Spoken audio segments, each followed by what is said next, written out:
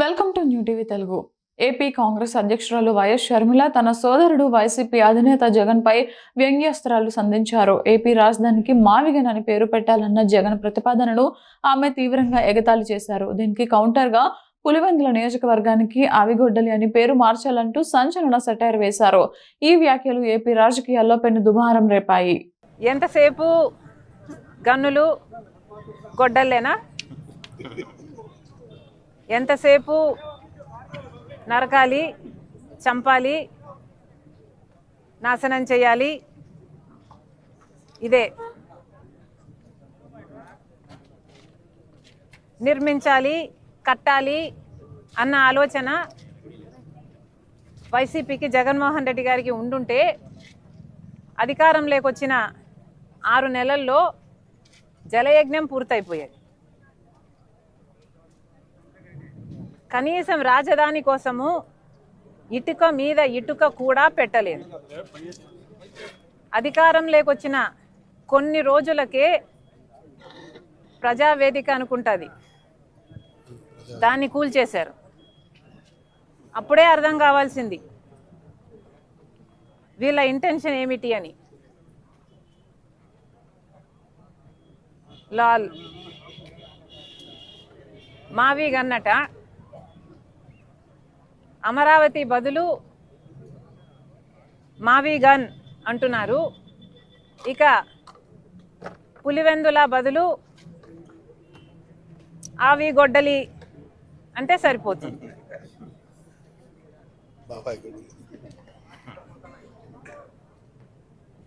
ఎలాగో మీరు గన్నులు, గొడ్డళ్ళు ఇవే మాట్లాడతారు కాబట్టి దీనికి మావి గన్నుకు మీ పేరు పెట్టండి, పులివెందలకి అవినాష్ పేరు మీద ఆవి గొడ్డలి పెట్టండి. మీ పేరులోనే ఉన్నాయి గన్ను, అవినాష్లో నాశనం. ఇంకా వేరే ఏం చెప్పాలి మీకు? అసలు మావి గన్ ఇంత అద్భుతమైన ఐడియా అయితే మరి మీరు అధికారంలో 5 సంవత్సరాలు ఉన్నారు కదా, మరి గాడిదలు కాసారా? ఎందుకు అమలు పరచలేదండి మావి గన్ను? మావి గన్ను నిజంగానే అంత అద్భుతమైన ఐడియా అయితే మీరు 3 రాజధానీలు అని ఎందుకన్నారు? మావి గన్ను ఎందుకు అమలు పరచలేదు? ఆ 5 సంవత్సరాలు గుడ్డిగుర్రాలకు పళ్ళు తోమారా, లేక నిద్రపోయారా? ఏం చేశారు? పైగా మావి గన్ను మీద మా వైఖరి ఏంటో చెప్పాలట. ఎవరైనా ఒక జోకు వింటే నవ్వుతారు, అదే దాని మీద వారికి ఉన్న వైఖరి అని అర్థం. ఆ నవ్వే. మళ్ళీ దాని మీద ఇంకొక వైఖరి అనవసరం. అమరావతి మీద కాంగ్రెస్ పార్టీ వైఖరి చాలా స్పష్టం చేశాం ఇదివరకే. పార్లమెంటులో కూడా మా మణికం ఠాగూర్ గారు కాంగ్రెస్ పార్టీ వైఖరి మళ్ళీ స్పష్టం చేశారు.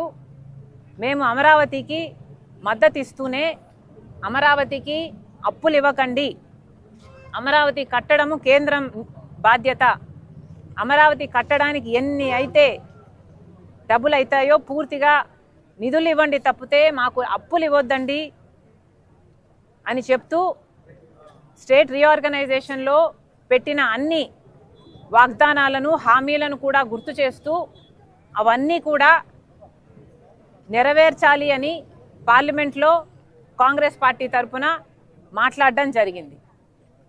అది మా వైఖరి. ఇంకా మీకు స్పష్టంగా అర్థం కాకపోతే ఇప్పటికైనా అర్థం చేసుకోండి. మేము కాంగ్రెస్ పార్టీ తరఫున అమరావతికి మద్దతు ఇవ్వడమే కాదు, అమరావతికి కావాల్సిన ఏ సహకారమైనా కాంగ్రెస్ పార్టీ తరఫున మేము చేయటానికి సిద్ధంగా ఉన్నాం. ఒక్క నిమిషం, లెట్ మీ కంప్లీట్ ఇట్. కేవలం అమరావతికి మేము మద్దతు ఇచ్చినందుకు, మావి గన్ను ఒక జోక్ అని మేము అన్నందుకు నేనేదో ఎవరి దత్తపుత్రిక? మోదీ గారి కూటమి దత్తపుత్రిక.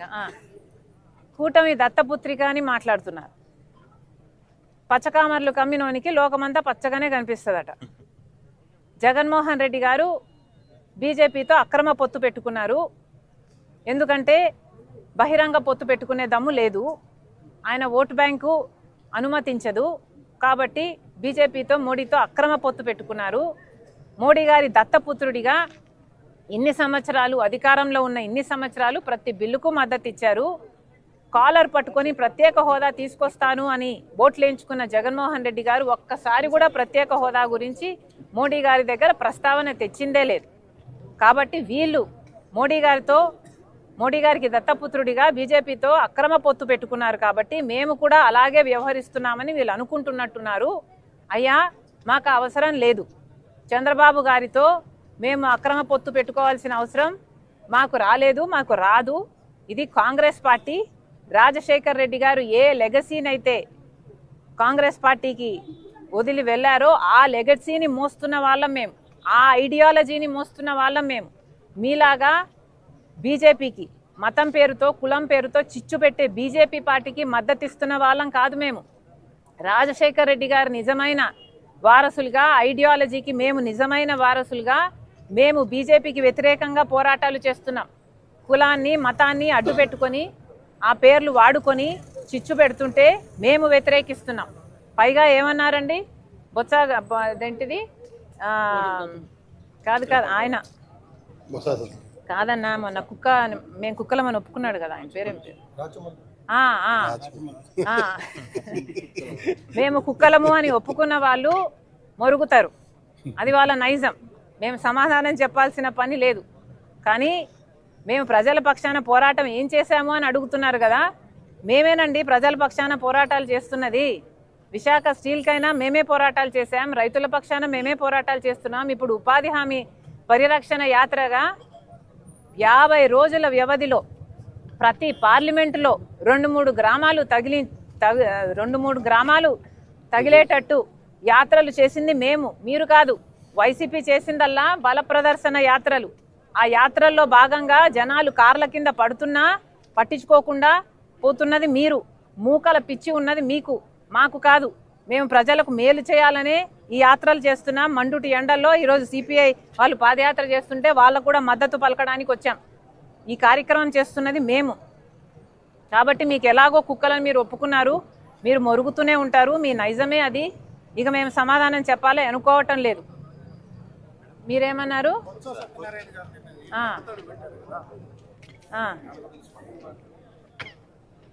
బొత్స గారు నిండు అసెంబ్లీలో రాజశేఖర్ రెడ్డి గారిని చులకన చేసి మాట్లాడితే, విజయమ్మ గారిని అవమానిస్తే, ఆ రోజు నిండు సభలో విజయమ్మ మా అమ్మ కంటతడి పెట్టుకున్నారు. అప్పుడే కాదు, ఇంటికి వచ్చి కూడా ఆ రోజు చాలా బాధపడ్డారు. నేనే ప్రత్యక్ష సాక్షిని. అంతగా అమ్మను బాధ పెట్టాడు, రాజశేఖర రెడ్డి గారి భార్యను బాధ పెట్టాడు. అది కూడా రాజశేఖర రెడ్డి గారిని చులకన చేసి మాట్లాడి నిండు సభలో. అలాంటి బొత్స గారు నిన్న కన్నీళ్లు పెట్టుకున్నారని విన్నాం. ఎందుకు పెట్టుకున్నారో నాకైతే తెలియదు. కానీ నిజంగా విజయమ్మను అంత బాధ పెట్టినందుకు పశ్చాత్తాపంతో కన్నీళ్లు పెట్టుకోవాల్సిన అవసరం నిజంగానే బొత్స గారికి ఉంది.